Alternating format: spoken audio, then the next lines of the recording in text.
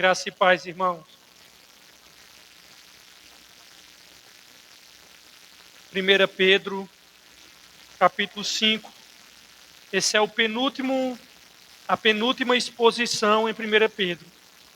Começamos na última semana de maio do ano passado e quase um ano nós estamos expondo 1 de Pedro. Quando for sábado que vem eu vou estar encerrando essa carta e aí nós vamos estar dando início a uma nova série expositiva do mesmo modo, verso por verso, em 2 de Pedro, que o assunto é totalmente diferente. É sobre os falsos profetas, sobre os pseudos pregadores e também tem uma parte de escatologia nela. Então já saibam que a próxima série de estudo vai ser em 2 de Pedro. 1 de Pedro, capítulo 5. Semana passada nós analisamos dos versos 1 até o versículo de número 4. E o assunto foi voltado para os presbíteros, pastores, bispo. Porque todas essas vezes que aparece pastor, presbítero ou bispo no Novo Testamento, não está se referindo a 3 ministérios, 3 cargos, 3 ofícios diferentes. Não. Está falando de uma mesma coisa, são termos sinônimos. E nós vimos como deve ser o porte do pastor, do presbítero na igreja. Ele não pode ser avarento, ganancioso, Pedro vai dizer. Ele não pode ser aquele como se fosse dono do rebanho. E ele também não pode pastorear como se fosse coagido, forçado. Agora, se Pedro no estudo passado falou da relação dos presbíteros, como eles devem ser, em relação ao rebanho, hoje Pedro vai dizer qual é a relação do rebanho com os presbíteros e qual é a relação do rebanho entre eles, ou seja, de irmãos com irmãos. Sábado passado, relação dos presbíteros, dos pastores com a igreja, hoje a relação da igreja com os presbíteros e a relação dos cristãos com os cristãos. 1 Pedro 5:5, todos encontraram? Nós vamos ler do verso 5 até o número 10. Diz assim a santa palavra de Deus. Da mesma forma, jovens, sujeitem-se aos mais velhos, sejam todos humildes, uns para com os outros, porque Deus se opõe aos orgulhosos, mas concede graça aos humildes. Portanto, humilhem-se debaixo da poderosa mão de Deus, para que Ele os exalte no tempo devido. Lance sobre Ele toda a sua ansiedade, porque Ele tem cuidado de vocês. Estejam alertas, vigiem. O diabo de vocês andam ao redor como leão, rugindo, procurando a quem possa devorar. Resistam-lhe, permanecendo firmes na fé, sabendo que os irmãos de vocês, que vocês têm em todo o mundo, estão passando pelos mesmos sofrimentos. Hoje nós vamos, irmãos, meditar sobre o tema: devemos ser humildes e confiar em Deus, que nós e nos exaltará até. Devemos ser humildes e confiar que Deus cuida de nós, nos exaltará até o fim. Eu vou destacar 3 pontos. E o primeiro dos pontos que eu vou destacar nesta noite é que os membros da igreja, eles devem se submeter aos presbíteros. Pedro continua aqui, irmãos, a dar instruções finais dos peregrinos. Os peregrinos da dispersão, que ele falou no capítulo 1, versículo 1 do nosso primeiro estudo. E as instruções que Pedro traz é para que eles seguissem firmes em fazer o bem, mesmo sofrendo mal daqueles que estão ao seu redor. E essa é uma tese muito forte em Pedro. Ele diz, olha, se submeta aos governadores, não só aos bons, mesmo aos maus. E ele vai falando sobre submissão ao patrão, mesmo o patrão não bom, o patrão mau. Isso ele está falando de como a igreja deve se identificar com Cristo nesse modelo de serviço a Deus, suportando o sofrimento, suportando a adversidade e dando como moeda de troca o bem. Porque o mundo diz o quê? Eu dou um boi para não entrar numa briga, mas eu dou uma boiada para não sair dela. Como é que o mundo diz? Eu devolvo na mesma moeda. E o evangelho diz, não é assim que a banda toca. É lá fora é assim. Mas, meu amigo, discipulado de Jesus é outro. É fazer o bem e orar pelos aqueles que vos perseguem. Discipulado de Jesus é não retribuir o mal com o mal, mas pagar o mal com o bem. Porque fazendo assim, diz o apóstolo Paulo, vocês vão colocar brasas vivas sobre a cabeça dos adversários. E semana passada nós vimos Pedro instruindo primeiro aos presbíteros, e chamando os presbíteros, e botando os presbíteros na parede, dizendo assim, olha, os líderes da igreja, Pedro diz, pastoreai o rebanho de Deus em obediência ao chamado que vocês receberam do Senhor. E Pedro vai dizer, olha, os presbíteros pastorear a igreja não é do jeito que eles bem entendem. Porque nós sabemos que existe abuso espiritual por parte de certas lideranças. E Pedro diz isso, olha, vocês devem fazer aqui o pastoreado de vocês ao rebanho de maneira, primeiro, espontânea. Quem estava aqui vimos detalhadamente. Aí Pedro diz, olha, vocês devem pastorear sem obtenção de ter lucros. Nós trabalhamos detalhadamente o que foi isso aqui que Pedro estava querendo dizer. Sem qualquer obtenção e intento de ter status, de ter poder. Mas que vocês sejam modelos dos irmãos. Sejam modelos, sejam exemplos de como vivem no meio daqueles que odeiam ao Senhor, daqueles que odeiam a igreja. E eu quero deixar de forma bem clara que a igreja, ela não goza da simpatia do mundo, não é de 30 anos para cá, é desde o primeiro século. Só quem morreu de velhice foi João. O João o apóstolo, não o Batista, porque o Batista ele foi com a cabeça numa bandeja, vocês sabem. Os demais foram todos martirizados, degolados, dizimados por Roma. Então não é por causa dos escândalos de hoje. Claro, tem muita coisa errada hoje. Mas se a igreja tivesse Paulo, Pedro, hoje em dia eles seriam odiados do mesmo jeito. E hoje nós veremos as respostas dos membros aos presbíteros. Esse tratamento, como é que os membros devem reagir aos presbíteros e como é que eles devem tratar uns aos outros, principalmente como é que eles devem se colocar diante do Senhor. Versos 5, mais uma vez, eu quero ler com você.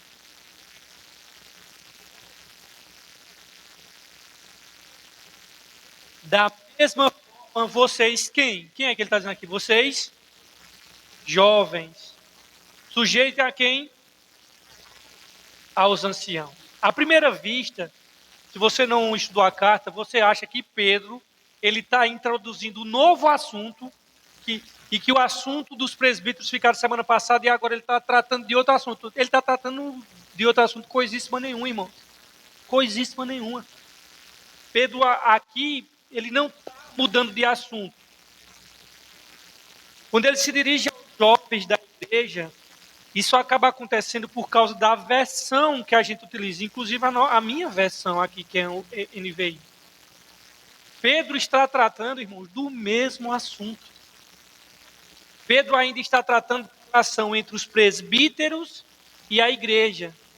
Não é que a versão que eu esteja usando, ou que você esteja usando, esteja errada. Porque alguém pode dizer, está vendo, está errado. Não, calma, gente. As palavras jovens, aqui nos versos 5, e as palavras mais velhos, realmente são traduções possíveis quando você estuda a língua grega. Só que elas acabam perdendo um pouco do significado do que o contexto, do que o contexto quer trazer, do que significa, do que Pedro está querendo trazer aqui. Esse termo jovem no grego, ele pode ser tanto jovens, como também pode ser uma pessoa relativamente mais jovem. E essa segunda opção é o que parece ser aqui que Pedro está utilizando. Pessoas que são relativamente mais jovens na fé do que os presbíteros. Primeiro, pelo contexto do capítulo, Pedro ele mostra inicialmente como é que os presbíteros devem se relacionar com a igreja, nos versos 1 a 4, nós estudamos semana passada, e em seguida ele diz como a igreja deve responder aos presbíteros. E esse versículo 5, a parte A que nós lemos, e por fim ele diz como todos devem se relacionar uns com os outros. E interessante aqui a palavra traduzida aqui pelos termos mais velhos, na nossa revista, tradução revista e atualizada, no grego, literalmente, a palavra que foi traduzida aqui por mais velhos, no grego, literalmente, é lá, presbítero. Entendeu? Lá, claro, que eles traduziram aqui por mais velhos, mas lá, se você quiser, a tradução literal, ipsilítere, está lá, presbítero. Por isso que, quando ele está dizendo aqui, olha, vocês mais jovens submetam aos mais velhos, ele não está mudando o assunto. Ele está dizendo assim, vocês mais jovens na fé, se submetam aos presbíteros. Esse é o ponto. No grego, literalmente, é esse. Presbíteros é como se Pedro dissesse para aqueles irmãos, eu rogo a vocês, presbíteros, que pastoreiam o rebanho de Deus, e nós vimos semana passada, e hoje ele está dizendo, eu rogo igualmente a vocês, que não são presbíteros, jovens na fé, sejam submissos aos presbíteros. Essa relação, queridos, de cuidado e submissão é algo comum nas Sagradas Escrituras. Não é algo atípico. Alguém cuida e alguém se submete ao cuidado. Embora essa relação seja algo que na sociedade as pessoas não gostam, mas é comum na Escritura. A gente vê em vários locais da Escritura essa relação de submissão. O que Paulo diz aos crentes em relação ao governo? Eles dizem assim, se submetam aos governos se quiser. Ele diz, não, se submetam a eles, porque eles foram constituídos por Deus, não importa se seja A ou B. Essa relação de submissão é em todas as escrituras, relacionamento marido e mulher, filho e pai. Então a sociedade não gosta dessa ideia de submissão, mas a Sagrada Escritura está cheia delas. Independente se é ou B, se submeter a governo. Independente se é pai, se submete ao pai. Mãe, marido e esposa, e assim. No contexto da família. Mas a sociedade não gosta disso. De forma nenhuma, causa estranheza para ela. Porque, pensa comigo, irmãos, por que a sociedade acha estranha essa ideia de submissão? Claro que vai achar. Irmãos, a sociedade diz que não há Deus, que Deus não existe. E se não se submete a Deus, vai submeter mais a quê, pelo amor de Deus? É para achar estranho mesmo. É para não gostar mesmo de submissão. Se uma sociedade que diz que não há Deus, que não quer se submeter à autoridade, daí vai querer se submeter à autoridade dos homens, irmão? Jamais. De jeito nenhum, não vai. Mas Deus institui a autoridade, porque Deus ele é um Deus organizado. Deus é um Deus de ordem. Deus não é um Deus de anarquia. E Deus institui a autoridade em todas as esferas eclesiásticas, social, familiar. Não há uma esfera onde Deus não tenha trazido hierarquia e ordem. E Deus institui autoridade sobre eles ímpios. E eles dizem: eu não submeto a você, Deus. Eu vou submeter aos homens. Agora, irmãos, o que é estranho, queridos, é crentes que dizem se submeter ao Senhor, sejam também avessos às autoridades instituídas sobre eles. Tem muitos crentes, e eu boto 1000 aspas nesses crentes, 1000 aspas, esse nome crentes agora,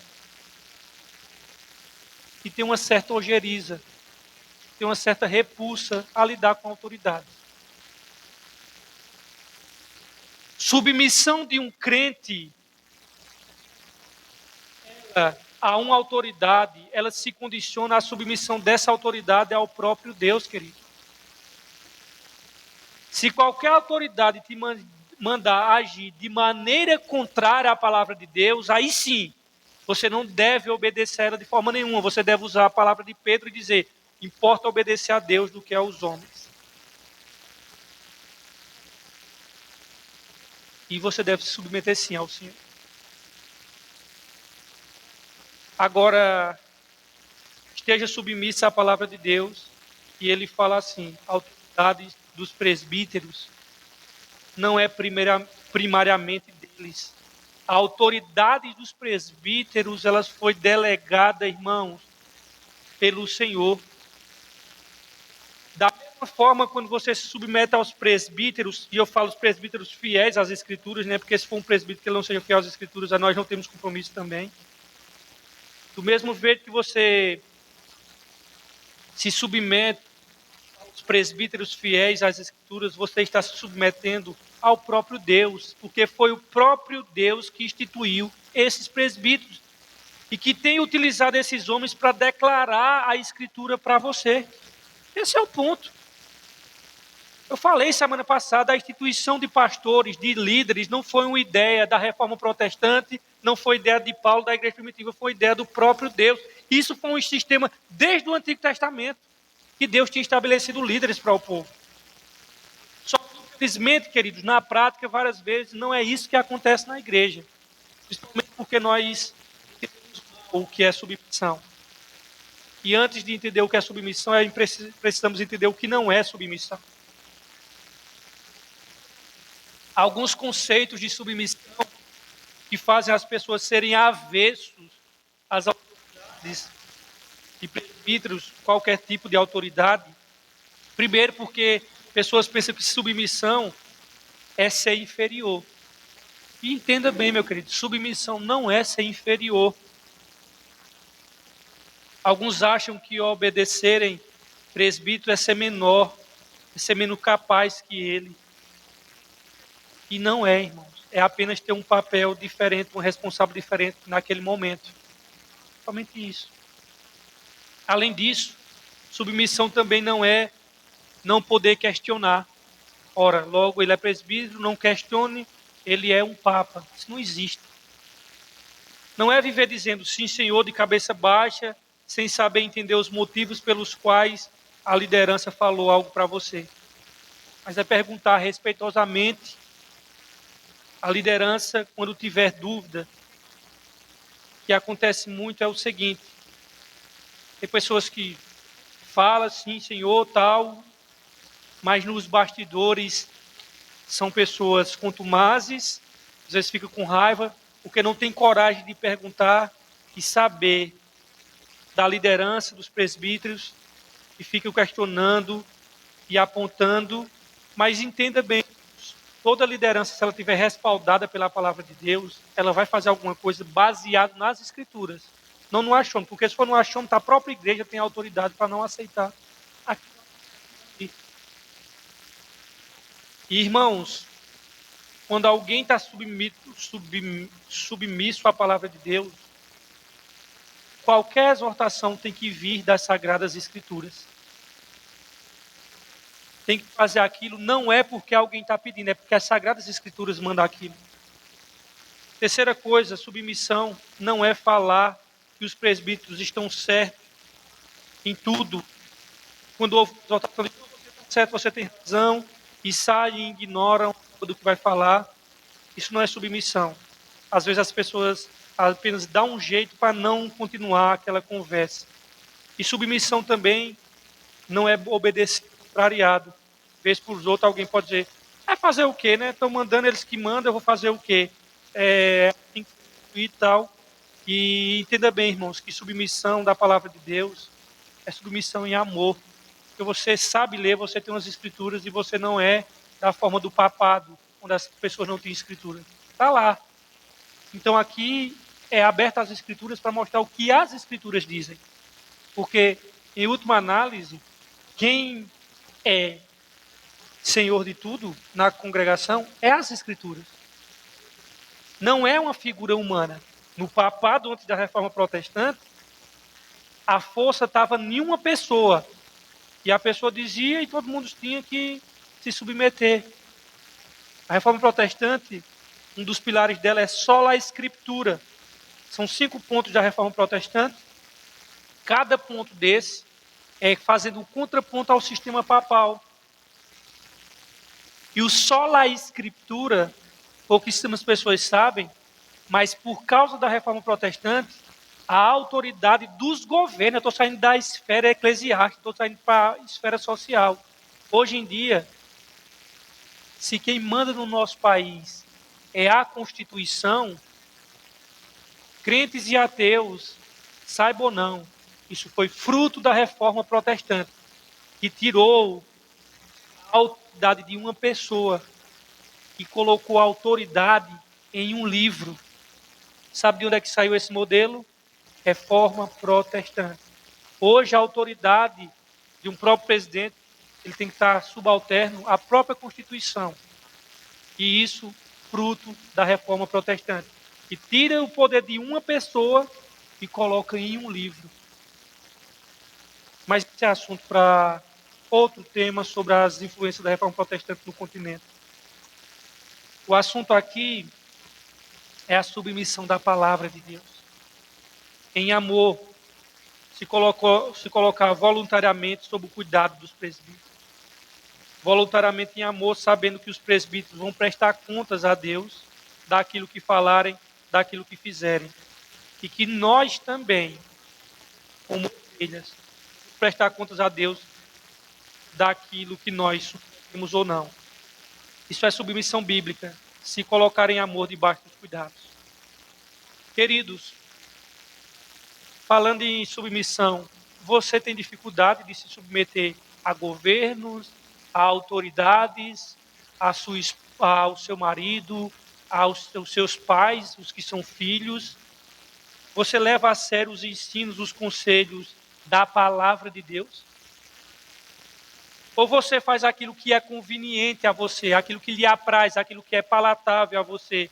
Essa parte é legal, vou fazer. Essa parte eu não sei melhor qual tem sido a sua relação com a palavra de Deus. Confiança e submissão?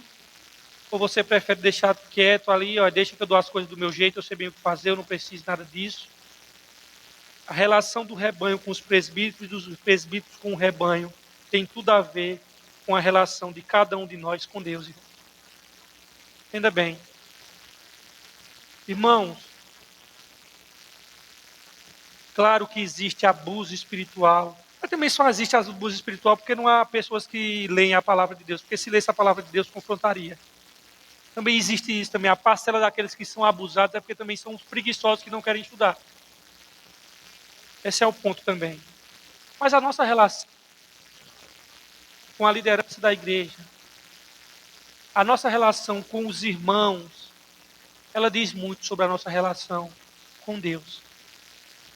Geralmente uma pessoa contumaz, uma pessoa rebelde, que não se rebela apenas com a liderança, mas com os próprios irmãos que vêm de convívio, pode perceber que essa pessoa ela tem um sério problema de relação com o próprio Deus.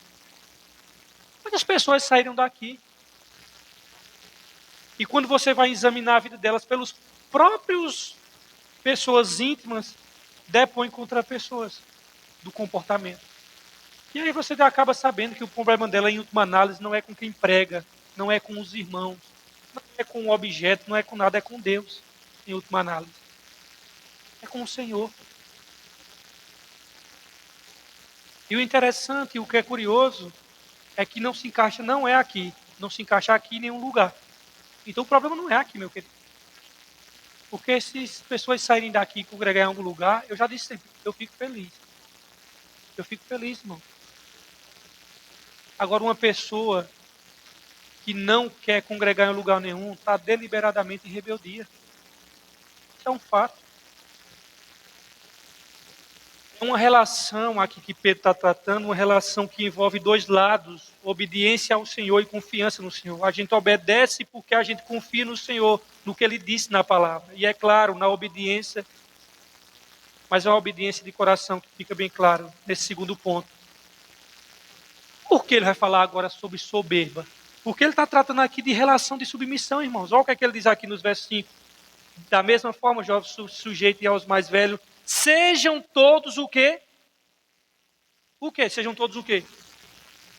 Pode falar, irmãos. Sim, mas sejam todos humildes uns para com os outros.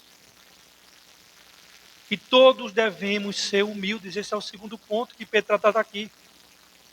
No trato uns com os outros. Depois que ele fala aqui aos presbíteros da igreja, e aos membros também agora, ele diz que todos devem agir com humildade uns para com os outros. No original, essa palavra todos, inclusive aqui, que aparece no começo, para ficar claro, são todos, né? Não é só os presbíteros, os pastores que devem ser humildes. A igreja inteira, ela deve ser humilde. Não é, humildade não é uma coisa de liderança. É todo que nasceu de novo, que é discípulo de Cristo. Você deve ser humilde. E a pergunta que eu faço a você nessa noite, você é humilde? Querido, se você é rápido em responder, tenha cuidado. Você é humilde? Meu amigo, eu não tenho essa coragem de dizer na velocidade rápido que eu sou humilde. Eu mesmo tenho coragem. Porque será que nós somos humildes quando nós levamos uma trancada no trânsito, questão do estacionamento, de dar a vez ao outro? Humildade é uma coisa que você acaba de perder quando descobre que tem. Quando descobre que é, já perdeu. Porque o humilde de verdade nunca se enxerga humilde. Então já começa por aí. Então não sejamos muito apressados em dizer que nós somos humildes, porque não é também assim não, querido.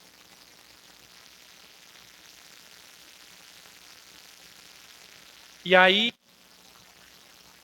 essa palavra aqui, humildade, não é para uma parte exclusiva da igreja, é para todos. Não é só quem é presbítero deve ser humilde. Não. Todos devem e têm que ser humildes no trato uns com os outros. Sejam crentes líderes ou não. E ter humildade não é se achar menor do que os outros. Humildade não é ter pena de si mesmo. Oh, coitado de mim, o nome disso é frescura, mas não é humildade não. Sabe? Não é humildade de si mesmo, como muita gente acha que é. Como diz o apóstolo Paulo, irmãos, humildade é considerar os outros superiores a mim mesmo. Isso é humildade, de acordo com Filipenses. E aí, depois que ele diz, olha, considere os outros a si mesmo, o que é que ele diz em seguida? Ele vem e traz um recorte e pinta um quadro vívido de um exemplo de humildade. Tendo em vós o mesmo sentimento que houve em Cristo Jesus, que sendo em forma de Deus não teve por usurpação ser igual a Deus, mas esvaziou-se a si mesmo, tomando a forma de servo. E a forma de homem humilhou-se a si mesmo. e foi obediente até a morte e morte de cruz.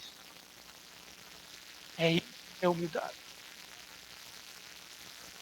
Tem um livro de um teólogo que faleceu ano passado, que é, a meu ver, o meu teólogo preferido, né? Que é Tim Keller. Inclusive, Daisy estava lendo ele, que é um livreto pequeno chamado O Transformado. Vale a pena vocês lerem esse livro. E Tim Keller, ele pensar menos de si mesmo. É pensar menos em si mesmo. Pensar, se colocar no lugar dos outros, tratar os outros com honra, com que você queria ser tratado. E a figura linda que Pedro utiliza para descrever como deve ser a humildade dos crentes, ele diz cingivos. A de vocês usar a palavra cingivos aqui? A minha só usa assim, sejam todos humildes uns para com os outros. Cingivos de humildade. Irmãos, os crentes, ele diz aqui que todos nós devemos cingivos de humildade. Esse verbo cingivos, lá na cultura helênica, na cultura grega, era o nome dado a um imenso pano branco que era colocado e só utilizado pelos escravos. Você queria saber que era um escravo? Amarrava esse lençol branco na cintura, para que as pessoas da sociedade olhassem, ali está um escravo. Está vindo um escravo ali. Por quê? Porque tinha esse pano branco ao redor aqui. Ele era diferente dos livres. Com esse lenço branco, é como se Pedro tivesse exortando as igrejas, irmãos, aqui, estavam dispersas na Capadócia, Bitínia, que todas aquela lista que ele dá no verso 1, aquilo ali é da Turquia, a atual Turquia. É como se Pedro estivesse dizendo para aqueles irmãos, mostre no trato de vocês, no trato humilde de vocês, que vocês têm dono, que vocês são de Jesus.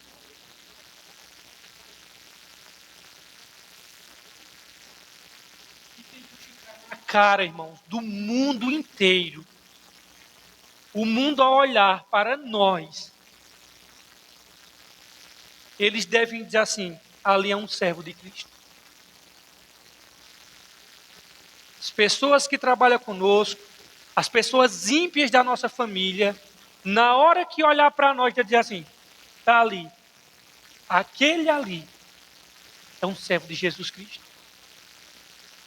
Olhar ali e dizer, estou vendo um pano branco. Estou falando de modo metafórico. Eu conheço. Ele usa o pano branco na cintura. Um crente que trata o outro com humildade, meus irmãos, está dizendo para ele, porque eu sou de Jesus, eu te amo, ou eu amo-te. Quero te servir. É porque é o meu dono. Não é porque eu sou inferior a você. Não é porque você é melhor do que eu. É porque eu sou servo de Jesus.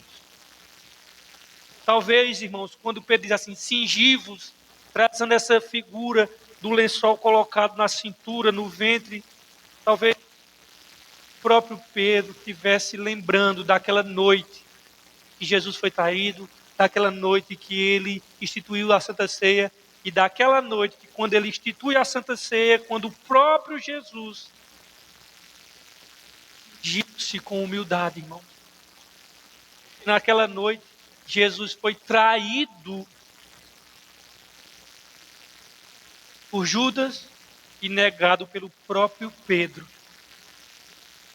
E irmãos, quando Jesus está quando ele está fazendo a Santa Ceia, ele mesmo, Jesus, interrompe a própria ceia, interrompe um pouquinho a ceia, e ele tira a roupa de cima, e ele amarra uma toalha de cintura, e se ajoelha e começa a lavar os pés dos seus discípulos.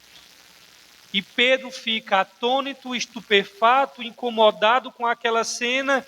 Imagina o seu mestre, o seu Senhor, ungindo como se fosse um escravo dele, que lavava o pé de um escravo. Ele fala: Jesus, aqui não, pode passar direto. Pedro dando ordem a Jesus, ó, pode passar direto, porque os meus pés o Senhor não vai lavar.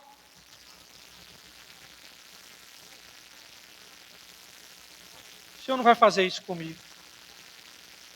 E Jesus fala para ele de maneira enfática, contundente: se eu não te lavar, tu não tem parte comigo, Pedro. Aí Pedro era 880, pois me deu um banho inteiro. E aí Pedro dá aquele jeitinho dele, não só os pés, Senhor, mas a cabeça, tudo, o sovaco, eu já estou inventando aqui, irmão, tudo, Senhor. O corpo todo. E Jesus diz: Pedro é emocionado, usando a linguagem dos hoje em dia. Muito emocionado. Pedro, calma, Pedro. O cara tinha acabado de dizer que não era para lavar, agora já falou que tinha que dar um banho inteiro. Equilíbrio, Pedro, existe nesse mundo. Já está lavado pela palavra. Jesus fala: tu não precisa. Para de inventar, Pedro. Mas Jesus diz a todos eles: lavar os pés dos discípulos. Ele diz: vocês entenderam o que eu acabei de fazer? Vocês entenderam que eu, sendo o Senhor e mestre de vocês, eu me ajoelhei e agi como escravo diante de vocês. Eu lavei os pés de vocês. Vocês que são menores do que eu acabei de lavar os pés de vocês.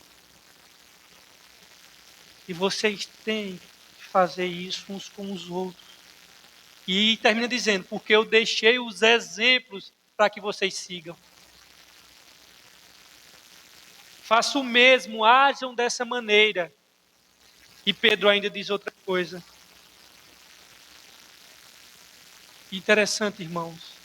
Por que é que um crente age com humildade? Porque é assim que ele aprende de Jesus. A graça de Deus,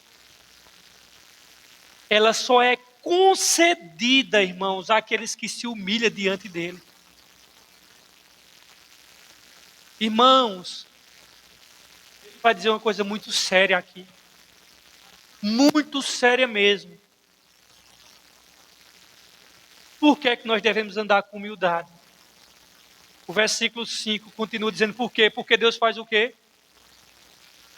Porque Deus, vocês dizem, a minha diz assim: Deus se opõe, Deus é contra aos orgulhosos, aos ufanistas, aos que têm a síndrome de Satanás, de orgulho, de soberba luciferiana no coração. Deus se opõe, Deus vai contra, Deus bate frente aos orgulhosos, mas, todavia, entretanto, porém, no entanto, ele dá graça aos humildes. Quem reconhece diante dele que não é nada, que é verme, que é pó, ele dá graça. Quem se ufana, enche o peito, que o questiona, que quer bater contra ele de frente, narcisista, psicopata, louco, orgulhoso, sabe o que é que ele faz, irmão? Ele acaba com os soberbos. Ele dizima os soberbos. Você vê muito soberba em governos. Você pega um sujeito luciferiano feito Putin, tantos outros, né? E eu olho para esses caras assim, eu digo: esses caras não sabem com quem está mexendo. Seria bom ele ter um papo lá em Daniel e dizer: Nabucodonosor, quem é Deus? Ele saber quem é Deus. Porque Nabucodonosor, o império mais rico, lá da Babilônia, Deus disse: esse cara está se achando tampa, deixa eu botar o bicho para comer capim. E botou o bicho, enlouqueceu ele, tirou a sanidade dele completamente e botou o bicho diante de todos os servos da Babilônia para comer capim. E depois restituiu o juízo dele e no instante ele melhorou. Baixou e escreveu um decreto para todos os reis. Rapaz, o decreto que Nabucodonosor escreveu, nem toda... sermão de cristão que escreveu tudo. Eu quero que vocês saibam do Deus da terra, o Criador. E ele sai dizendo, e saiu mandando esse édito para todos os reis da terra, para saber quem é que manda. Irmãos, ele se opõe. No instante da Nabucodonosor, pegou. Lembra do programa Pânico? Sandália da humildade. Aquele programa Pânico. Você lembra da sandália da humildade? Que perseguiu os famosos. Deus disse, deixa eu botar lá aqui as sandálias da humildade. Não pensou nem vesgo fazer. Botou aqui as sandálias da humildade. O texto diz que Deus ele resiste, ele se opõe aos soberbos. Irmãos, entenda bem, a graça de Deus é concedida àqueles que se humilham diante dele, que reconhecem que não são nada. Já os soberbos que dos outros e principalmente escarnecem de Deus, vão se ver com Deus, irmão. Por isso, quando eu vejo um cara ateu, assim, cheio de pompa, eu nem ligo. Eu digo, meu Deus, irmão, eu creio nisso aqui, não tem por que eu ficar com raiva de ateu, não, irmão. Vai comer capim. Metaforicamente falando. Nabucodonosor foi literal, viu? Sabe o que é que os Salmos diz? Que Deus estabeleceu o ungido dele. Salmos 2, que é um salmo messiânico falando de Cristo. E diz que as nações querem romper a atadura de Deus. E diz assim, e aí fala das nações se descendo contra Deus, contra ele. Aí sabe o que é que o salmista diz assim? E ri-se deles o Senhor dá risada dele. Tem que rir, irmãos, que a coisa é bizarra. Imagine um ácaro batendo cabeça, ou uma reunião de ácaro, dizendo, vamos destruir a mulher da China agora. Isso é ridículo. Os ácaros que ficam ali dentro daquela espuma do seu travesseiro, querem dizer assim, agora a gente vai na muralha da China e querer derrubar. É ridículo isso daí. É bizarra essa cena. Por isso que quando as nações se juntam e se enfurecem contra o Senhor e diz, contra o seu ungido. O ungido do Senhor não é um pastor, não, é Cristo. Tem muito pastor que diz assim, eu sou o ungido do Senhor. Não é nada, rapaz, isso é uma merda. O ungido do Senhor é Jesus, irmão. E aí o ungido do Senhor, que é Cristo, as nações se enfurecem contra ele. Está lá em Salmos 2. E o texto diz que ri-se deles o Senhor. E sabe qual é o conselho que o salmista dá no Salmo Messiânico? Diz assim, ó, é muito linda essa parte, chega a me arrepio. Beijem o Filho. Beijem o Filho de Deus. Para que vocês possam ter paz. Porque é no Filho onde a justiça e a paz se beijaram e se reconciliaram. Ri-se deles o Senhor. Deus resiste aos soberbos. E resistir aqui, irmãos, vocês estão pensando que resistir aqui não é assim. Ah, eu estou aguentando com paciência. Não, é lutar contra. Deus luta contra o arrogante.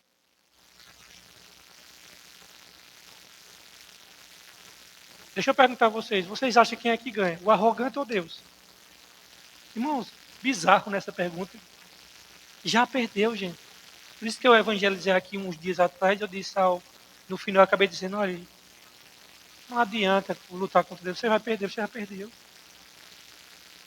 Brother, pode ser incrédulo, quanto mais. Pode fazer o que já perdeu, brother. Tá? O spoiler do final da raça humana é todo mundo de joelho aos pés de Jesus de Nazaré.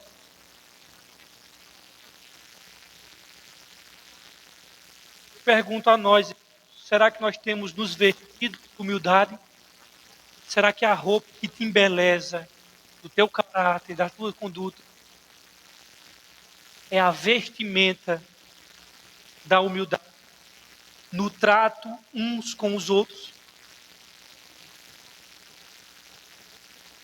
E nós, ovelhas, nós temos sido humildes com a liderança da igreja. Vocês param para ouvir a palavra? Ou acham que no final das contas não faz diferença?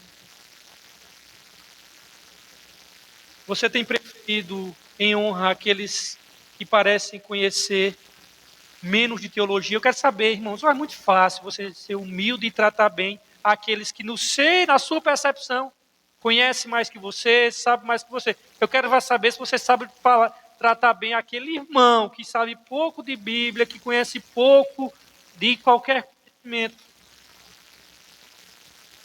Entendeu? É tratar bem. Você tem amado e servido aqueles que são diferentes de você e aqueles que são bem estranhos a você.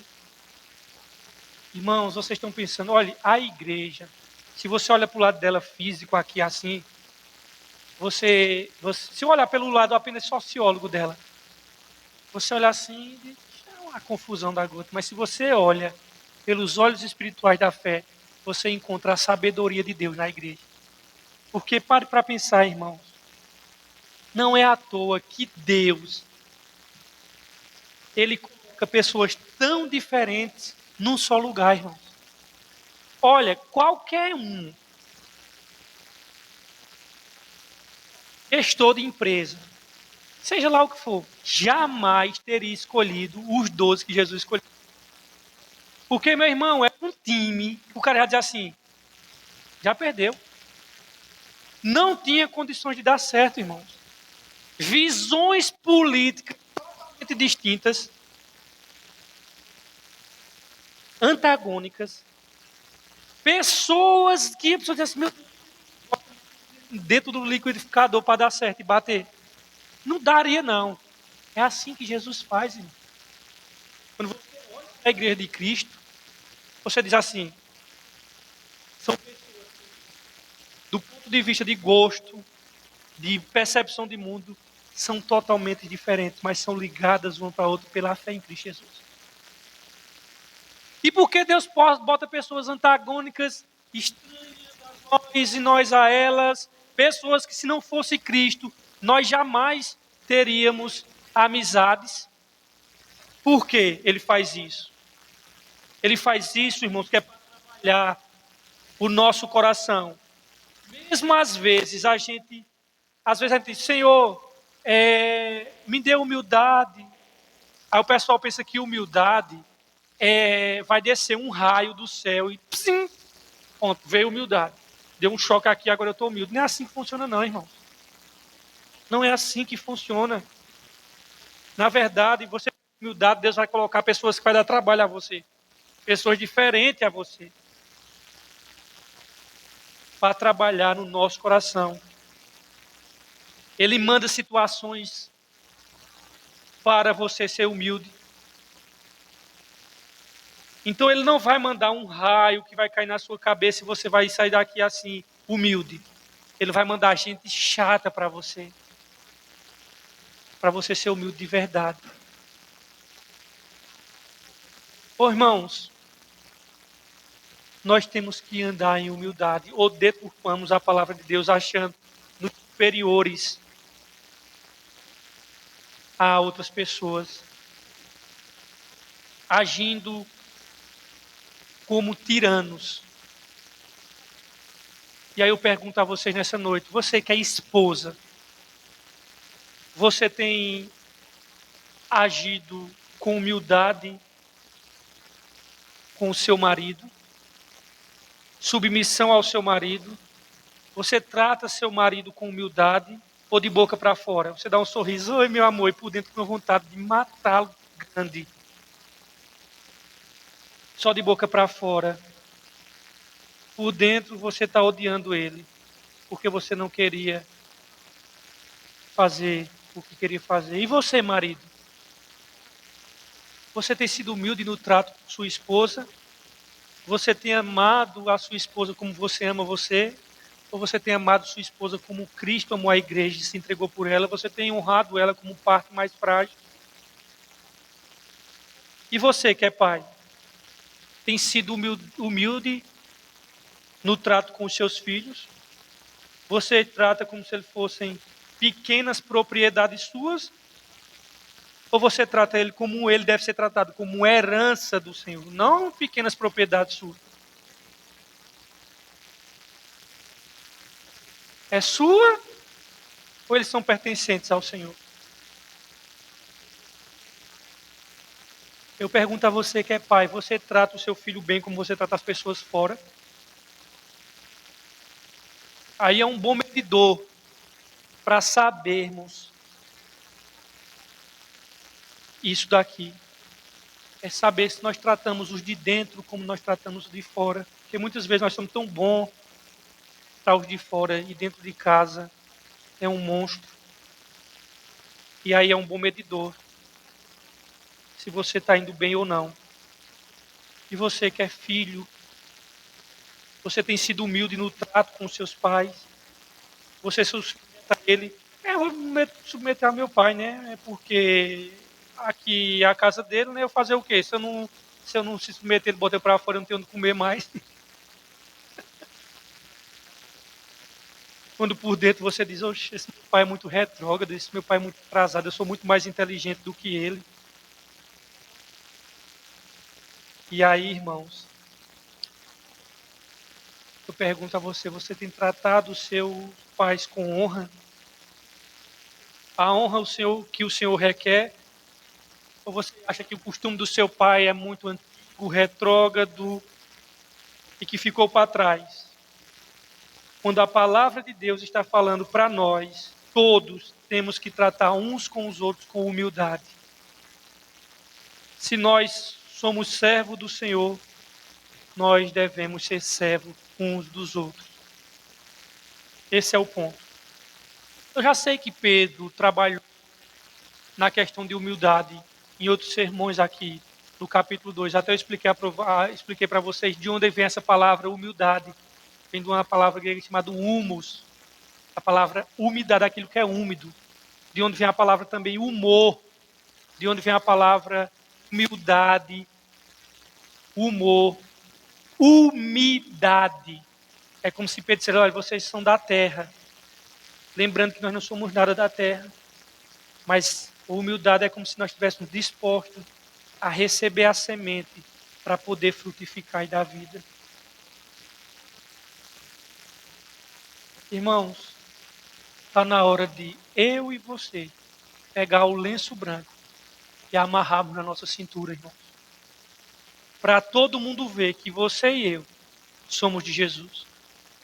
Você percebeu que Deus disse que naquela noite que Jesus lavou os pés e botou um lençol branco na cintura, vocês perceberam que no meio deles, Jesus lavou 2 pés de 2 sujeitos que maltrataram ele muito. Após aquela cena, e ele já sabia quem seriam as duas. Quem eram as duas figuras? Pedro e Judas. E ele, lava o pé do traidor. Porque, irmãos, a nossa natureza era um beliscão no pé, assim, de torar, na hora que chegasse em Judas e em Pedro. De arrancar o samboque do dedo, como a gente diz o matuto, né? Usando a erudição do vernáculo nordestino, o samboque do dedo. Mas não, ele vai lá, lava. E eu já só de pensar nessa cena dá vontade de dar um beliscão. Então, o que acontece, irmãos? O primeiro deles foi o traidor Judas. E Jesus lá, com aquela mansidão, lavando os pés. O segundo foi Pedro, que ele já tinha vaticinado, dizendo, Pedro, tudinho aqui pode te negar, agora é eu, Pedrinho, acordo de campeonato, como diz a música. Eu jamais, Senhor. É um bobo, Pedro. Você vai me negar 3 vezes antes do galo. O segundo foi Pedro. A igreja católica diz que é a pedra. Ele é a pedra mesmo, a pedra de tropeço. Pedro estava lá, Pedro teve seus pés lavados,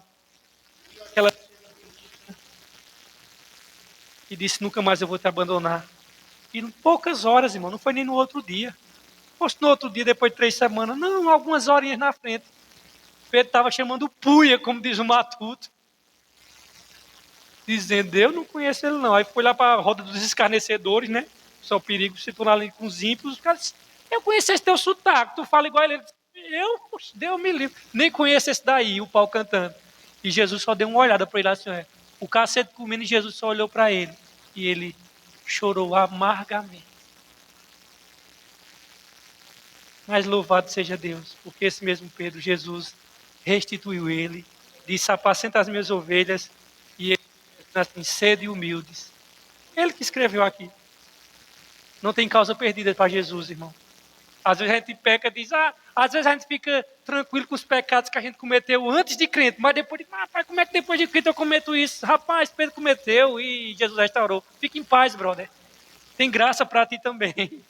Não é só graça antes de ser salvo, não é graça depois de salvo.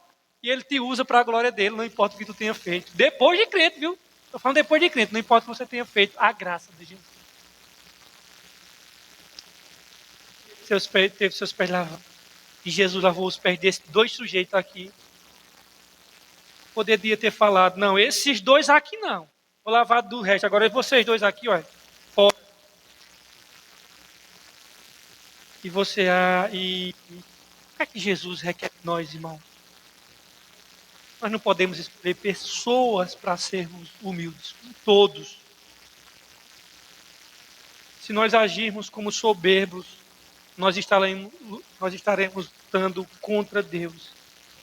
E quem é louco, irmãos, de querer lutar contra Deus?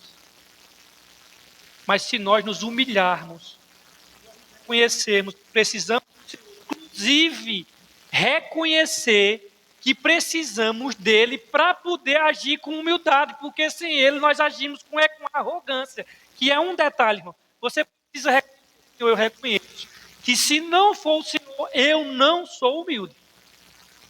Até para ser humilde, você precisa reconhecer e recorrer para Jesus, porque sem ele você não consegue, meu amigo. Os resquícios, os resíduos da natureza adâmica estão em você.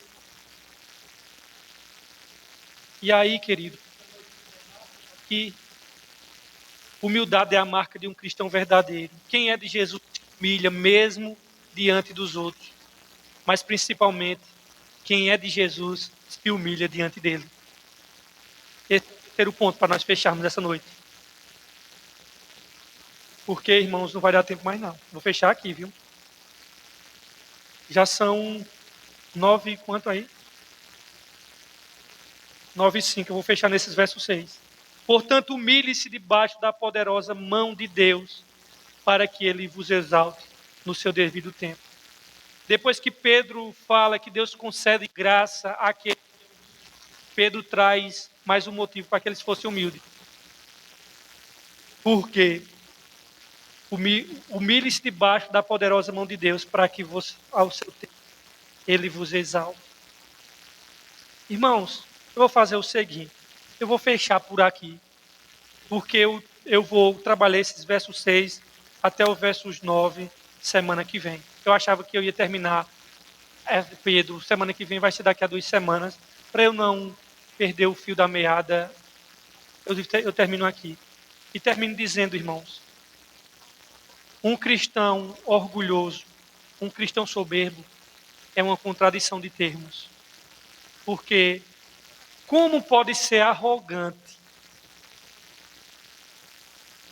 e como pode querer servir e seguir a Jesus, o arrogante, seguir aquele que foi o manso e humilde de coração? Como é que pode exigir honras e aplausos e reconhecimento àquele que segue, aquele que fazia milagres e dizia, não via ninguém não? Como pode, irmãos, aquele que tem fome por glória pessoal querer falar daquele que dizia que toda a glória tinha que ser dada ao Pai e não a ele? Irmãos, digo uma coisa a você. Tire da sua cabeça de que você é humilde. Nós, por natureza, nós não somos humildes. Sabe por que nós não somos humildes? Porque sem Cristo, nós fomos infectados com o veneno da serpente. E ela não é humilde. O que fez o querubim virar um louco narcisista tresloucado foi a falta de humildade. Se você acha que você é humilde, meu amigo, você está mais cego do que você pensa. Foi injetado em sua veia, inoculado dentro de você, um veneno letal. E esse veneno letal existe resquício dentro dele. Não pense que intrinsecamente e inerentemente nós somos humildes, porque nós não somos. Nós precisamos do Salvador. todos os dias para aprendermos daqui. Se aprender de mim, que sou manso e humilde de coração. E nesse ano, uma das coisas que você deve evoluir, aprender e crescer, seja na humildade. Que Deus te abençoe. Até sábado que vem.